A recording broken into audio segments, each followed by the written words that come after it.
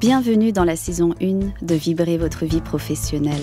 Je suis Sandrine Prosen, fondatrice de Prosen & Co. Et je suis heureuse de vous faire découvrir un podcast qui veut impacter positivement les femmes et les hommes dans leur carrière. Au fil des mois, je vais vous inviter à découvrir des personnalités inspirantes, créatives et qui se distinguent par leur choix de vie professionnelle. Tous vous partageront leur parcours et leurs conseils et leur vie fera écho, qui sait, à votre chemin. À travers ces discussions, j'espère que vous ressentirez l'énergie que chacun des invités cherche à mettre dans sa vie et ainsi qu'il soit une source d'inspiration pour vous.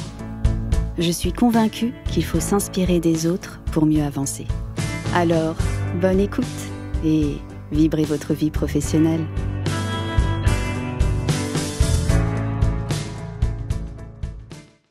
Bonjour Golan. Bonjour Sandrine. Je suis ravie de t'accueillir aujourd'hui dans ce podcast. Merci de me recevoir. Oui, mais avec plaisir. Alors, donc ce podcast qui est Vibrer la vie professionnelle, homme de terrain, homme de passion, qu'est-ce que je vais dire, homme d'événements, homme de business, de projet, toujours en mouvement. C'est comme ça que je te définis. Ça fait bonne définition. Ça fait quelques années qu'on se connaît. Je te vois toujours avec plein de projets, plein d'idées, très créatif, toujours dans l'action. Entrepreneur depuis 20 ans, plus de 20 ans, je pense. On dit souvent, nous sommes entrepreneurs, mais on le devient, en fait. Je pense que c'est inné. Donc, c'est une façon de voir les choses et puis observer le travail dans un cadre plutôt business, quoi. Ça y est, le podcast démarre. Alors, attention, je te présente Golan Rouskoch. Fondateur du groupe GRK. Alors j'ai pris des notes pour ne pas dire beaucoup de choses qui ne correspondent pas. Donc le groupe GRK que tu as fondé et qui comprend un certain nombre de sociétés ou de filiales ou de branches. Il y a quelque chose qui est très important puisque toutes sont vraiment directement et indirectement liées à l'art, à l'émotion, à l'événementiel, le design, les médias, le marketing, les projets, la création. Finalement, le groupe GRK, c'est toi. Je voulais vraiment que tu puisses partager ton parcours, comment tu es devenu le fondateur du groupe GRK, comment tu es devenu entrepreneur, même si là, tu as démarré le podcast en disant finalement, on le devient, on le crée. Je veux que tu partages tout ça aux auditeurs parce que tu as un parcours exceptionnel. De plein de projets et surtout aussi un homme qui rencontre beaucoup les autres dans son réseau. Ton réseau est très large et les rencontres sont pour toi importantes, mais aussi l'intuition. Voilà. Et je voudrais vraiment que tu partages à tout le monde aujourd'hui ton parcours et comment tu es devenu l'homme que tu es. Tu as évoqué une belle chose, l'émotion en fait. C'est la base en fait de ma démarche, c'est l'émotion, c'est l'envie d'aller vers l'autre, ne pas avoir de frontières en fait. Pour résumer, pour faire une synthèse assez courte du groupe GRK, j'ai démarré effectivement il y a un peu plus de 25 ans donc, dans ce métier en étant agent d'artiste. Donc, oui. Quel métier de passion. Donc, jusqu'en 2007 où j'ai monté ma propre galerie en fait parce que quand on est agent, évidemment, on dépend des autres, mais donc évidemment dans la vie, on dépend toujours des autres. Mais la notion d'agent, on est juste représentant d'un artiste, sans avoir les structures derrière, notamment en galerie d'art ou une notion de présenter les artistes de façon professionnelle. Moi, je ne connaissais rien de ce métier. À 16 ans, ma famille perd de l'argent, je me trouve dans une situation extrêmement difficile, pour ne pas dire me retrouver à la rue en fait. Et donc, à cette période, au démarrage, pendant quelques années, en fait, j'ai vécu dans un atelier d'artiste. Un atelier d'artiste avec Gas, oui. L'artiste que je représente depuis plus de 25 ans. Et que j'ai amené, évidemment, à l'international et avec tous les projets qu'on peut connaître aujourd'hui autour de lui. Mais la personne, je dirais, la plus déterminante dans cette démarche, c'était une rencontre. Évidemment, on parlait de rencontre parce que c'est toujours la rencontre, c'est la vision de l'ouverture. En fait, j'ai rencontré un monsieur qui a été pour moi comme un père adoptif, en fait, un père de cœur. puisque moi, je n'ai pas vécu avec mes parents. Donc, Simon Cerkewitz, c'est une personne qui nous a accueillis, qui nous a permis d'avoir notre propre atelier. Le premier atelier, je dirais, professionnel. Et partant de cette démarche, vu qu'on était dans une situation extrêmement difficile à cette époque, je vais voir Simon et je lui dis « Est-ce que tu as un endroit pour moi ?» Il me dit « Oui ». Et je lui dis « Mais je ne saurais pas comment payer ». Il me dit « Il n'y a pas de problème ». Je lui dis que je n'ai pas d'argent. Il dit « Je sais ». Et je lui dis « Mais comment on peut faire ?» Il me dit « Viens que je t'accueille ». Donc c'est là où il m'a présenté le lieu, en fait. Ce lieu qui est devenu le lieu emblématique parce que chaque matin, avant de continuer, en fait, et notamment aller dans mes bureaux, donc je vais d'abord dans le 18e pour souvent voir Simon. Parce que pour moi, c'était non seulement une rencontre, mais c'était une lumière. Donc pour moi, c'était le démarrage, en fait, de cette histoire, une belle histoire qui a commencé. Waouh. Et donc Simon te met le pied à l'étrier. C'est ça. Dans cette nouvelle aventure française. Voilà, exactement. Voilà. Simon, commerçant, mais un homme de cœur. Donc il nous donne notre premier atelier. Et c'est là où, avec Gas, nous vivons pendant quelques années dans cet atelier. Et c'est comme ça que je démarre l'activité, en fait, en tant qu'agent d'artiste.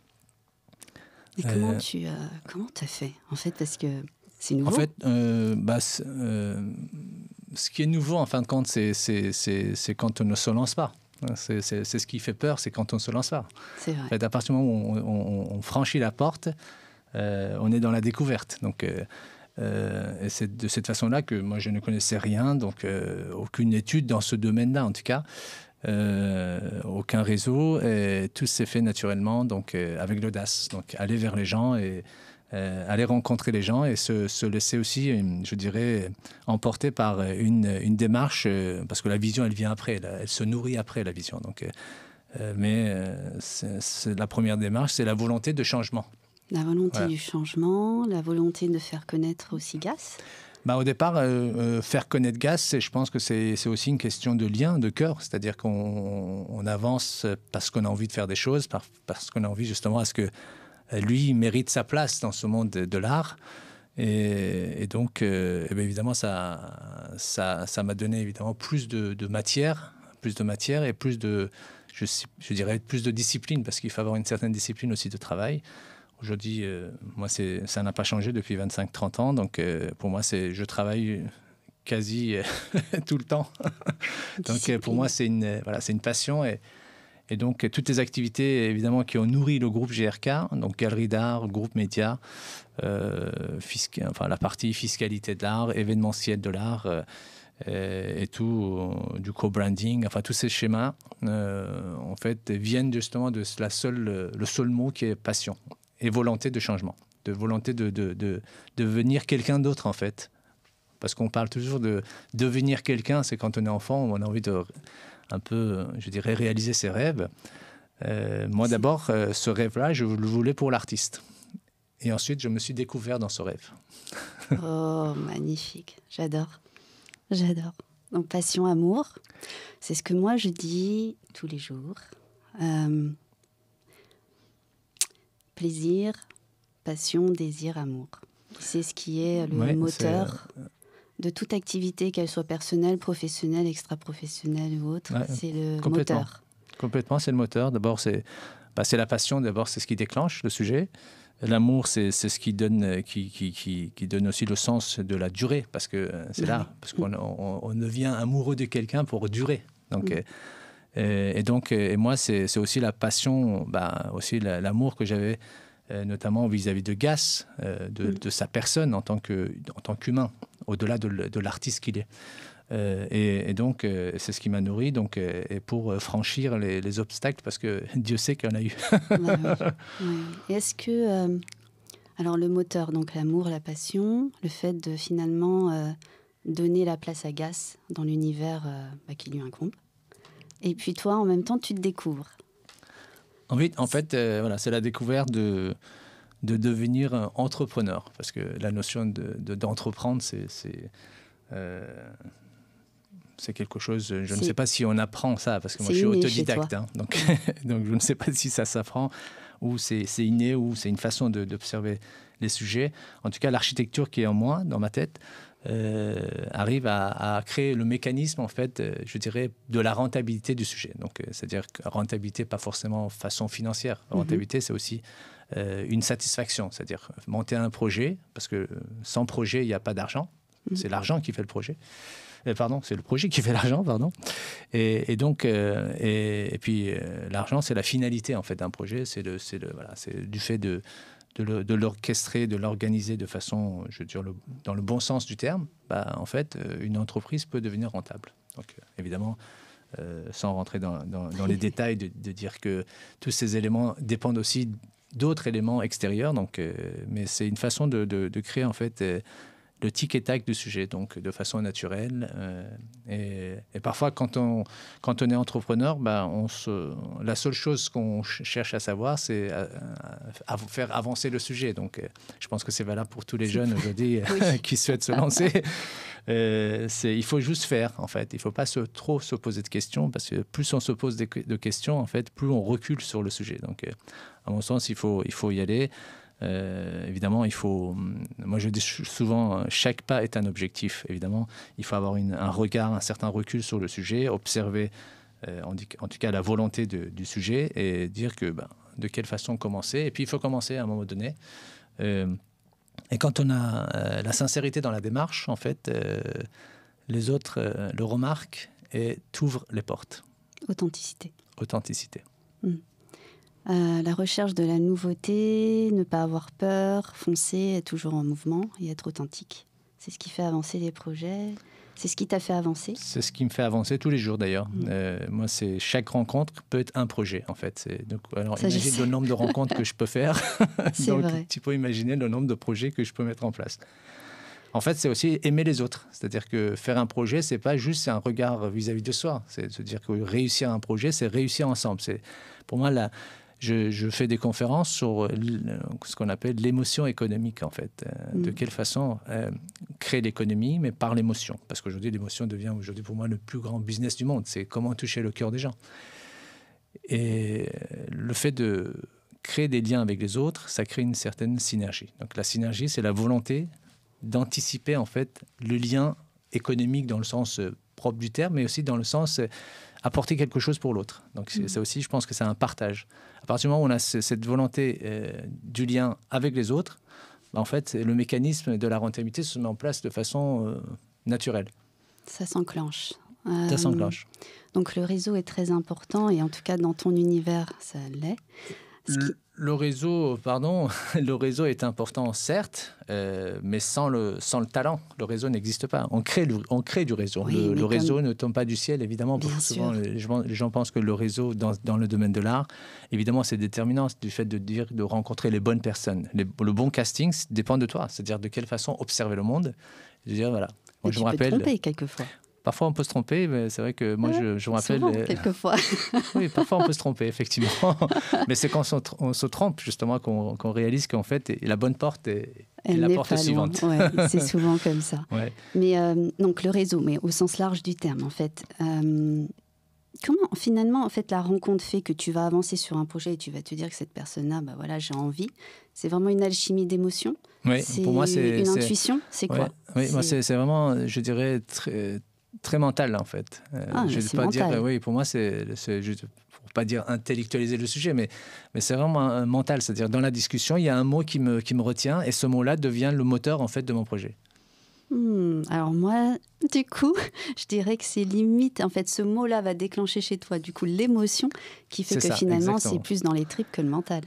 Oui, mais dans le mental, c'est-à-dire qu'il faut être à l'écoute de l'autre. Parce qu'on peut écouter avec le cœur, mais aussi avec la tête. Donc moi, d'abord, j'écoute avec la tête, mais j'active le cœur. Voilà, donc c'est ce qui permet justement d'avoir cette sincérité dont on parlait.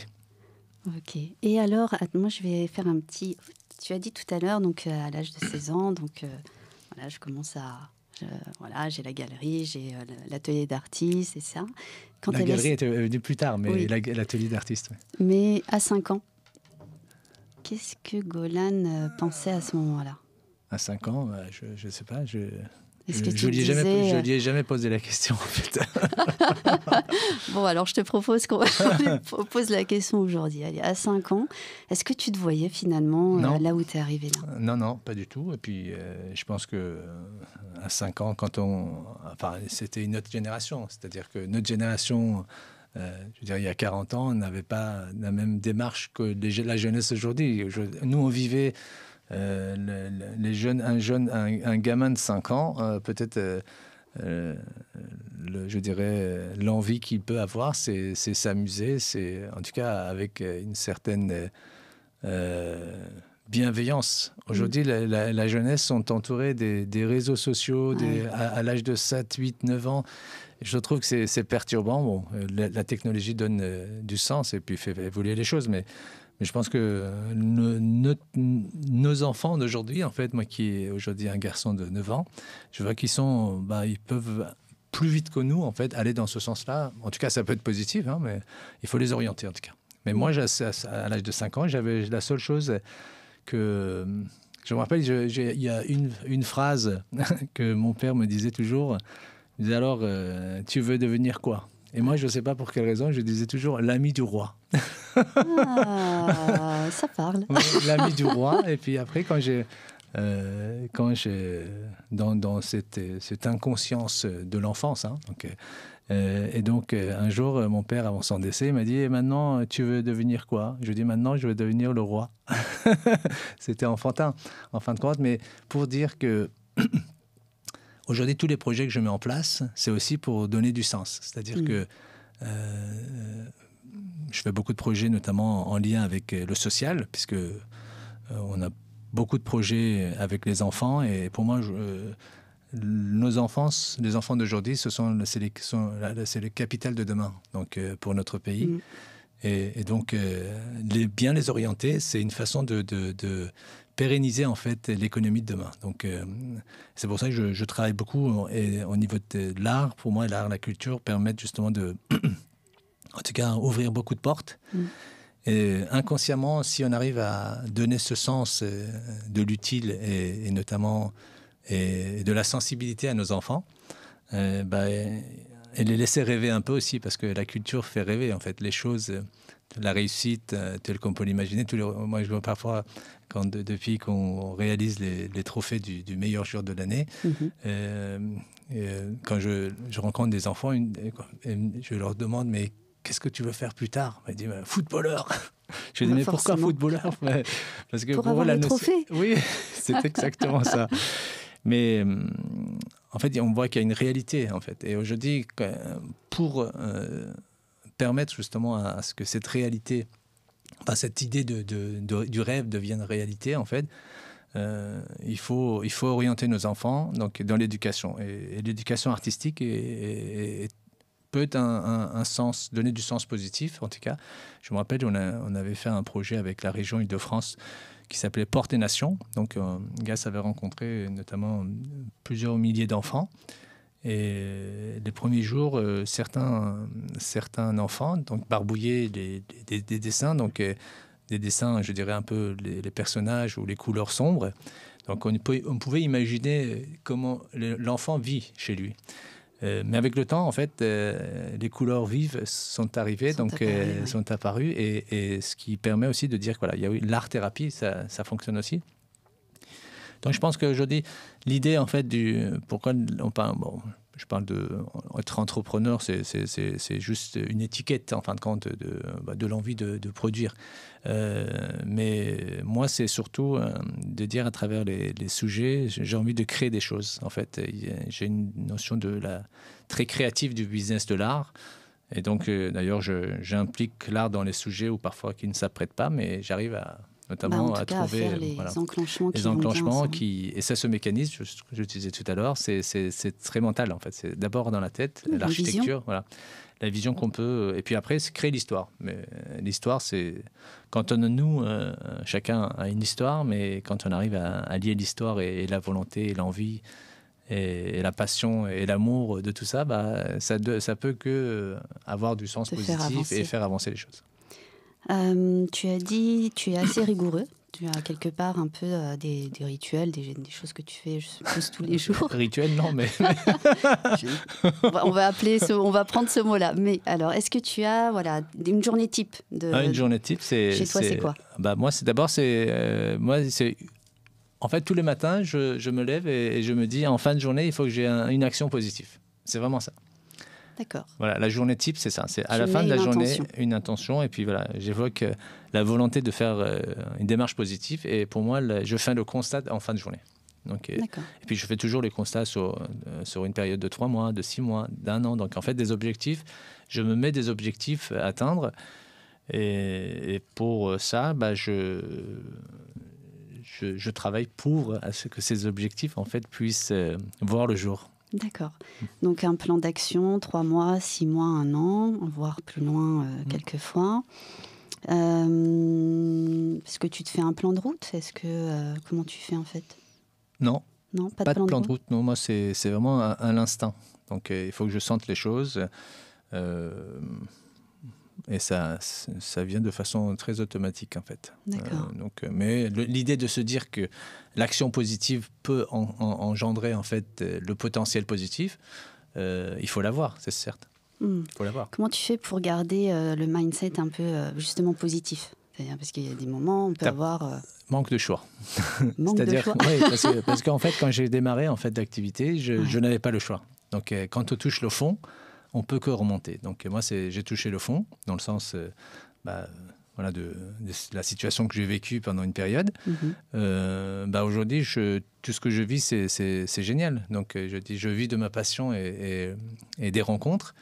Donc c'est plutôt déterminant et puis c'est plutôt encourageant. Ça te fait plaisir. Et donc forcément, ça te met dans une émotion de joie et d'envie d'aller toujours plus loin et de faire ce que tu aimes.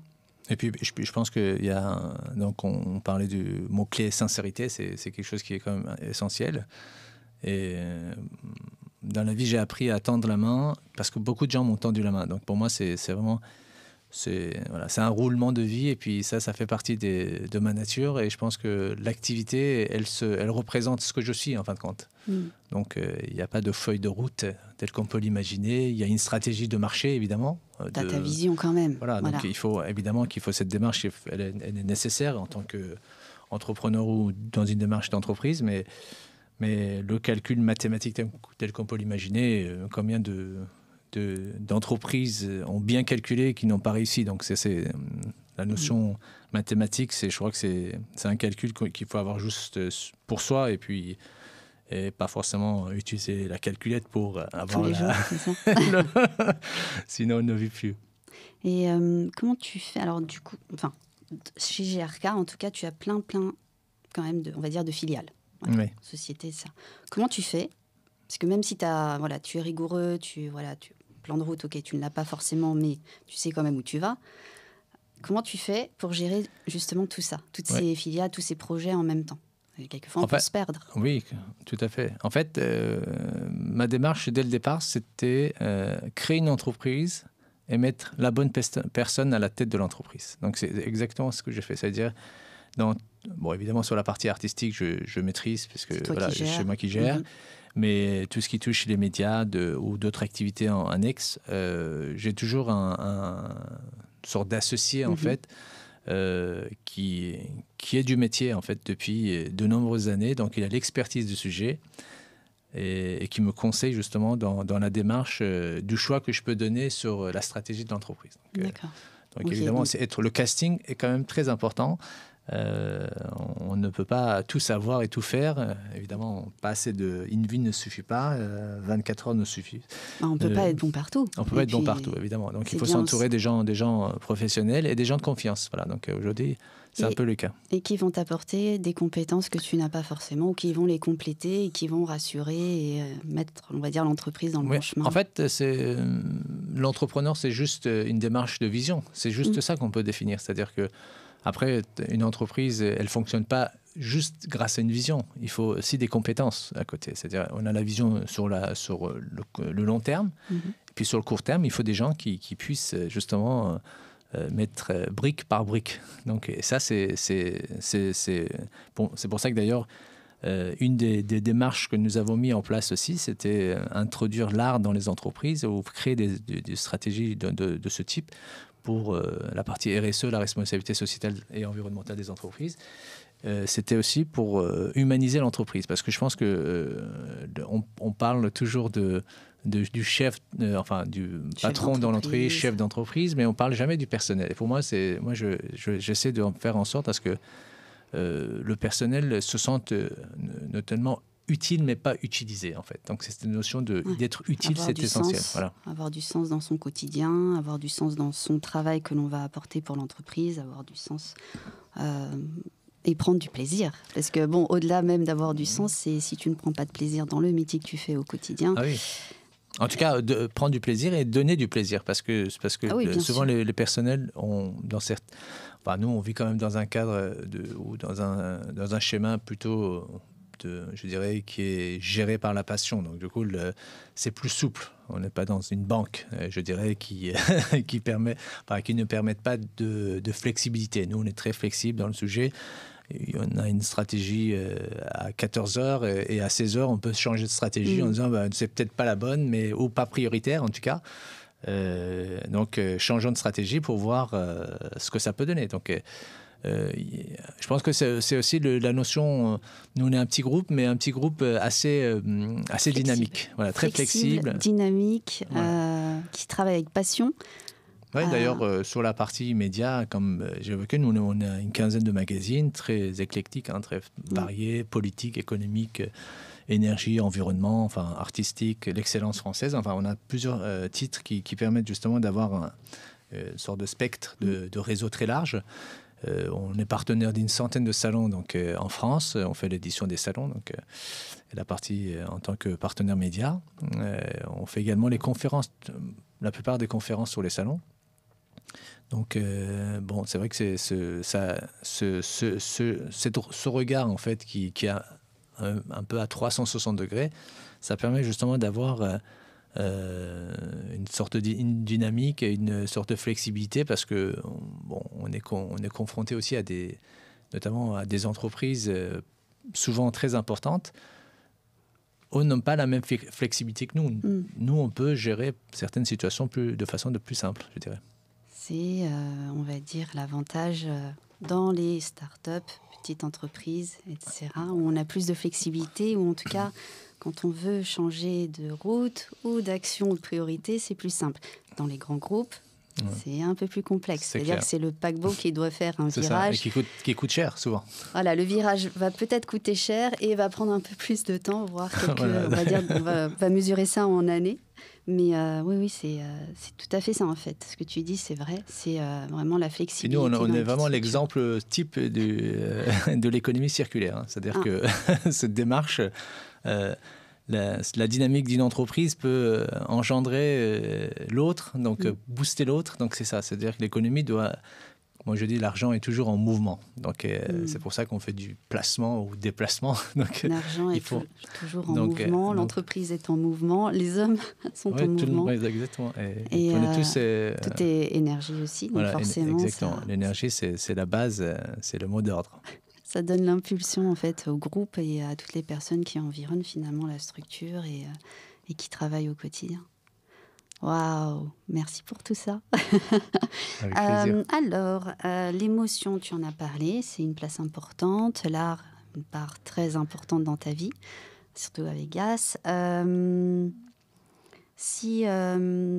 Comment tu... Ton next step, même si tu n'as pas de plan de route, est-ce que demain, dans 5 ans, c'est quoi ta vision? Ah oui, mais je n'ai pas dit que je n'avais pas de... Ah, toi, tu as dit j'ai pas de plan de route, j'ai pas... Plan de route ne veut pas dire ne pas connaître l'alphabet. Et donc... Alors, si tu as une vision à 5 ans de GRK... déjà... Parce que tu es sur plein d'autres projets, sujets dont on n'a pas abordé, l'hydrogène... Oui, exactement. Donc, on est sur plusieurs projets en France et à l'étranger. Et notamment, c'est vrai que sur la partie hydrogène, nous, on a plusieurs titres. Moi, je dirais on est leader média en France sur la partie, en tout cas, on a l'expertise sur le sujet. Bon, c'est un sujet très complexe. Mes associés connaissent mieux que moi ce projet, ce programme, en tout cas au niveau des médias. Ils ont plus l'expertise que moi.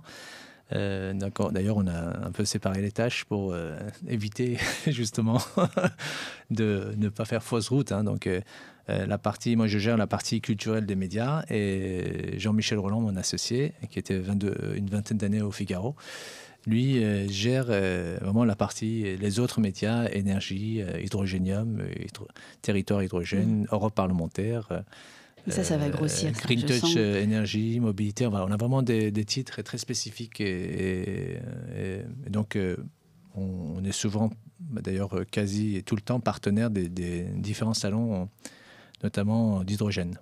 D'accord, donc c'est vraiment prendre une orientation plus peut-être précise dans cet univers-là, dans ce secteur. En tout cas, c'est sûr que le développement, il est là déjà dans les mois à venir. On crée notre propre fonds d'investissement donc autour de l'art. Déjà, ça nous permet justement de pouvoir plus facilement financer nos projets institutionnels, parce que Dieu sait qu'il y en a pas mal. Et puis ensuite, probablement, il y aura d'autres feuilles de route. Hein. Ouais, oui, je sais. Il y a aussi d'autres Marianne qui doivent venir. Oui, la première. La Marianne de Gasse pour. Voilà, exactement, la Marianne de Gasse. La première installée dans la ville de Beaumont. Voilà, d'ailleurs, je remercie le maire qui nous a gentiment reçus et donc nous a permis de préparer ce projet. Et donc, il y a 12 Marianne au total. Donc, la prochaine sera évidemment à Paris, sans pouvoir donner une date précise, mais en tout cas, c'est pour bientôt. Ensuite, Lyon, Bordeaux, Montpellier. Donc, on est en discussion avec quelques eurodéputés pour installer ça au niveau du Parlement européen. Donc, avec quelques liens avec la mairie de Washington, New York, en République dominicaine et Mexico, donc la ville de Mexico. C'est worldwide. Voilà, donc voilà, une douzaine. Et donc, voilà, c'est des projets encore qui te tiennent oui, à en fait, cœur. oui, ça c'est de ce. Quand c'est réalisé, ce n'est plus dans le. J'essaie de penser projet, mais réaliser projet. Donc, parce que projet, ça peut être sur une vie, hein. Parfois projet d'une vie. Mais là, pour moi, c'est projet d'une vie. Là. Le programme peut se multiplier, peut prendre différentes formes. Mais j'essaie de faire en sorte à ce que quand j'ai un projet en tête, en peu de temps réaliser le projet parce que d'aller jusqu'au bout. D'aller jusqu'au bout, vraiment, cette création, notion.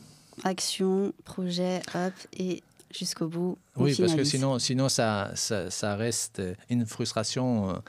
Je dirais des rêves limités, inachevés, ça reste une frustration. Donc moi, j'essaie de prendre sur moi et donc essayer de réaliser mes projets.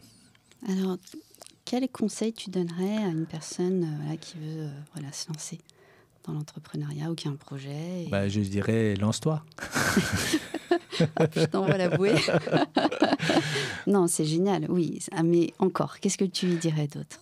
Je pense qu'aujourd'hui, les gens, il faut je prends un certain recul sur le sujet. Donc, c'est-à-dire que le contexte économique mondial, parfois, peut faire peur aux gens, aux jeunes entrepreneurs, donc pour se lancer. Mais je pense que il faut, quand on est nourri par, je dirais, une sorte de nécessité en fait d'avancer, donc il faut le faire. Donc, il y a certaines personnes, je dirais, aux jeunes entrepreneurs qui ont cette volonté, cette dynamique, je dirais, c'est ancré en eux.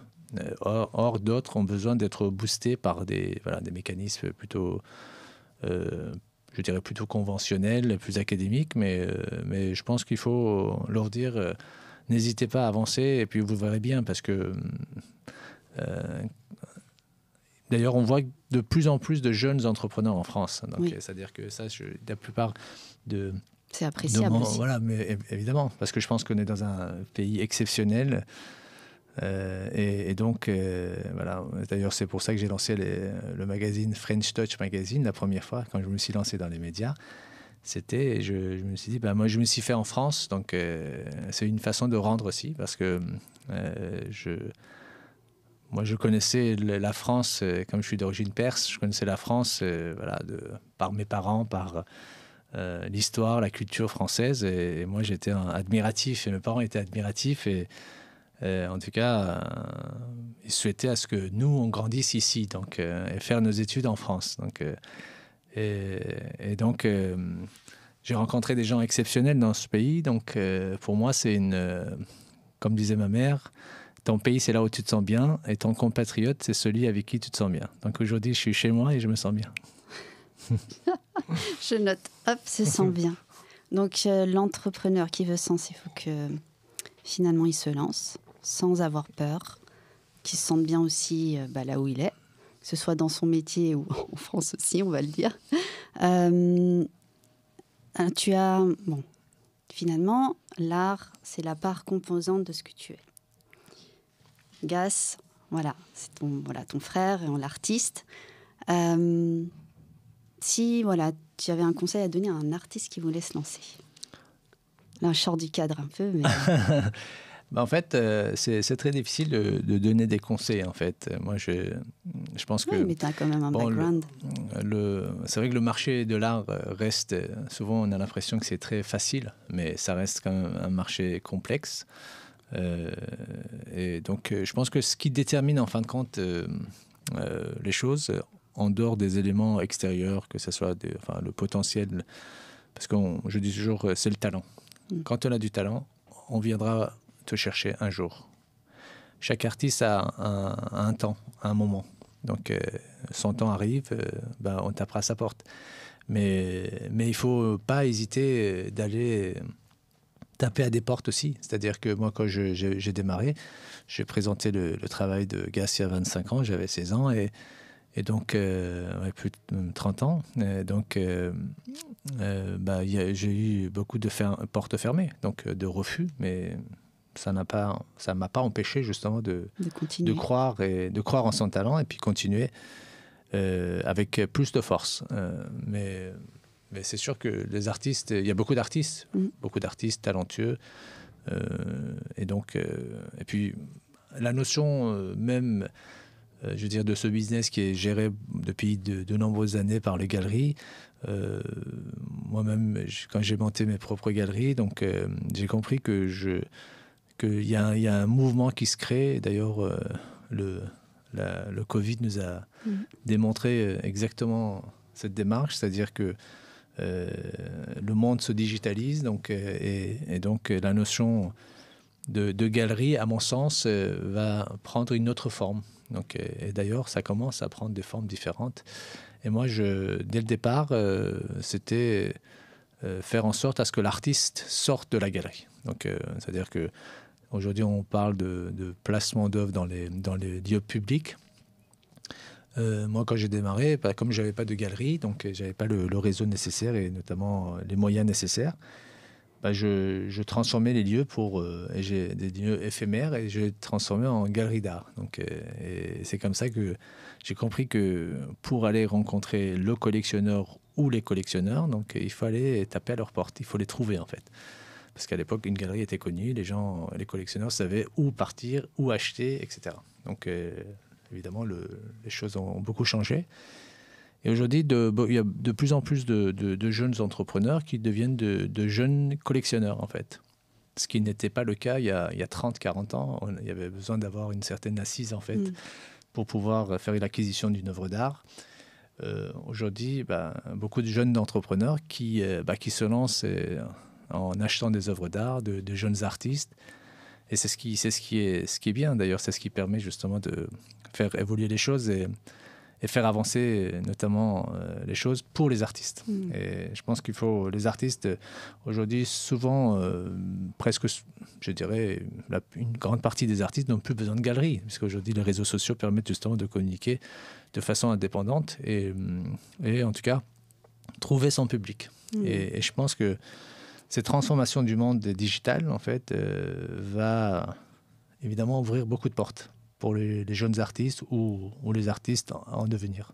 Donc l'artiste doit croire en son talent, ne pas abandonner même s'il Jamais a abandonner. des échecs. Voilà, si on lui ferme les portes, c'est pas grave, il faut continuer, persévérer, être authentique et puis miser sur un marché qui est en voie de changement et qui a changé déjà, parce qu'il n'est même plus en voie de changement, il a plutôt déjà changé. Oui. Et miser sur le digital et aussi se vendre par soi-même. Et d'ailleurs, on est sur l'art, mais l'art est tellement large, on pourrait parler des artistes musicaux, etc., qui doivent aussi, eux, se vendre très souvent par eux-mêmes, par les moyens des réseaux sociaux, la version digitale. Oui, etc., bon, après, c'est vrai que si pour revenir dans un cadre plus académique en fait, on parle des artistes, on dit que voilà, les artistes sont des gens, sont des personnes sensibles, qui ne savent pas se vendre. Moi, je pense que la meilleure façon de se vendre, c'est être sincère dans sa démarche artistique. Donc, on achète une sensibilité, on n'achète pas un investissement, en fait. L'investissement devient parce que parce que tu vas avoir un coup de cœur pour l'œuvre, pour l'artiste. C'est pour tous les grands artistes ont été lancés grâce à cette émotion qu'une œuvre peut procurer. Moi, face à une œuvre, je peux pleurer, rire, la joie. Enfin, on peut avoir mille sensations. Donc, et c'est pour ça que l'art est puissant. C'est pour ça que les puissants ont des œuvres d'art. Donc, il y a aussi ça. C'est-à-dire que l'un va chercher l'autre. En fin de compte, quand une œuvre est puissante, une œuvre n'a pas besoin de l'artiste. Elle s'exprime seule. Donc, et c'est souvent... D'ailleurs, Gass dit souvent une belle phrase. Je l'ai dit, parfois on lui pose la question, mais quand est-ce qu'une œuvre est finie ? Il répond, quand elle me snob. Ah, c'est pas mal. Oh, c'est beau. Donc, l'œuvre prend sa hauteur et sa vie en main, donc qui n'a plus besoin d'artiste. Elle n'a plus besoin d'artiste. Voilà. Elle part et hop, elle vit sa vie. C'est ça.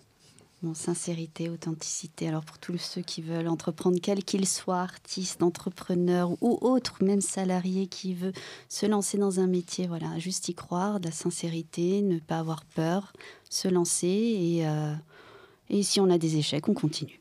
Voilà, il ne faut pas abandonner et juste croire en soi aussi. Et croire en soi, c'est avoir de la confiance en soi. Ça aussi, tiens. L'échec, ça fait partie de la vie. Donc, s'il n'y a pas d'échec, il n'y a pas de réussite. C'est pas possible. Toute réussite était partie sur un moment d'échec. Donc, mais c'est la confiance en soi, certes. La confiance en soi, c'est déterminant. Donc, et puis, avoir confiance aussi en les autres. Parce qu'il y a aussi, il ne faut jamais oublier les autres. En fait, moi, je dis souvent, on est quelqu'un au regard de l'autre. Donc, seul, on n'existe pas. C'est avec l'autre qu'on existe. Donc, il faut aussi savoir... entrepreneur, c'est aussi entreprendre, c'est aller vers l'autre. Donc, je pense que c'est ce qui crée la synergie et l'émotion du sujet. Je note ça pour tout ce podcast. Nous ne sommes rien sans l'autre. Ça circule, mais c'est aussi énergétique. C'est ce que l'on dégage, c'est ce que l'on est et ce que l'autre va nous apporter. Les moments d'échange, les moments de rencontre. Un mot, comme tu dis, et ça me donne envie d'aller travailler avec quelqu'un. Tu l'as dit au début. C'est ça. Et en fait, voilà, c'est ça. Et à retenir, là, pour tous ceux qui écoutent, c'est vraiment ça. Nous sommes le miroir de l'autre. Ne pas l'oublier. Et plus il y a de sincérité, d'authenticité de ce que l'on est vis-à-vis de l'autre et vice-versa, mais forcément, ça n'amène que du positif et des beaux projets à la clé. Exactement. Wow. Bon, on va passer à la minute vibration pro et zen maintenant. Est-ce que tu es prêt ? Attention. Je suis prêt, Sandra. Je rappelle le process, donc c'est 10 questions qui fusent. Tadam. Tu es prêt ? Bon, si tu devais mettre en avant une de tes qualités pro, aujourd'hui et maintenant, quelle serait-elle ? Qualité pro ? Alors, je dirais confiance. Oh, je prends. La confiance, c'est le nerf de tout. Il ne faut pas douter, avancer. Oui. Si tu devais mettre en avant ton côté zen ou un rituel zen en un mot, que dirais-tu ? Méditation. Oh, alors là, je prends encore plus. C'est vrai, tu médites ? En fait, il y a toujours avant tout projet, enfin tout lancement, il y a une sorte de méditation. Il n'y a pas besoin de prendre une figure gestuelle. En position gâchot. En position gâchot, non. C'est surtout en fait une concentration, tout simplement. Donc méditation, c'est aussi c'est intérieur en fait. Donc c'est la voix intérieure qui te dit avance. Je prends. Entre Picasso et Banksy, qui choisis-tu? Gas. Oh, mais non, mais attends, c'était pas dans les choix, mais je voulais justement que ce soit complexe. Les deux. Ah, d'accord. Ton rituel matinal pro et zen en 3 étapes. Oula. Il va venir au mot. Alors? Je dirais, vous pourrez répéter la question? Non, je me lève, je prends mon petit déjeuner. Non, et... en fait, je prends jamais de petit déjeuner. Donc, déjà. Je me lève, je me douche et je prends un café. Voilà. Et je médite. Entre une coupe de champagne, un verre de rosé, un café ou un thé, lequel gagne? Tout dépend de à quelle heure de la journée. D'accord. Sinon, je prendrais le matin le café et le champagne le soir. D'accord, je prends. Si tu étais une pierre précieuse, laquelle serais-tu? Pourquoi se limiter à l'or, diamant? Ah. Ton mentor pro de tous les jours qui t'inspire? Moi-même. Ah, ok. D'accord. Bon, et une autre personne, si tu veux vraiment en fait, sortir...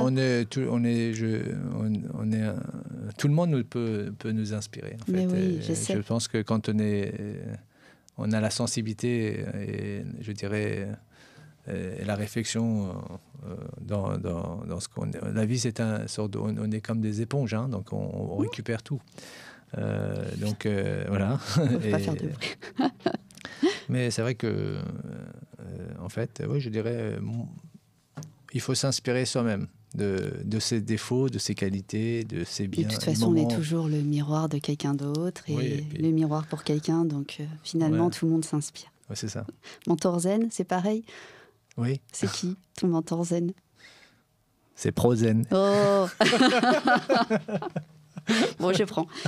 Et la question finale. Si tu étais le prochain trophée artistique GRK Zen remis à un athlète de haut niveau, tu aurais quelle forme et quelle couleur? Alors, j'aurais déjà mis à Kylian Mbappé. Voilà, petite mention spéciale. Exactement. Quelle couleur? Couleur or. Ok, je prends. Ouais, restons dans l'excellence. Bah oui, avec un petit peu de diamant dessus. Oui, quelques diamants et voilà. La touche française. Oui. French touch. French touch. Merci Golan pour ce moment et pour ton partage. Merci pour ce moment. J'ai passé un moment très agréable et j'espère à bientôt. Ça marche, à bientôt.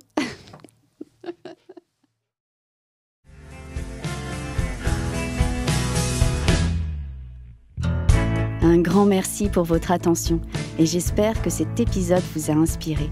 Pour en savoir plus sur mes accompagnements, rendez-vous sur mon site internet prozenenco.com et contactez-moi sur mes réseaux. À bientôt.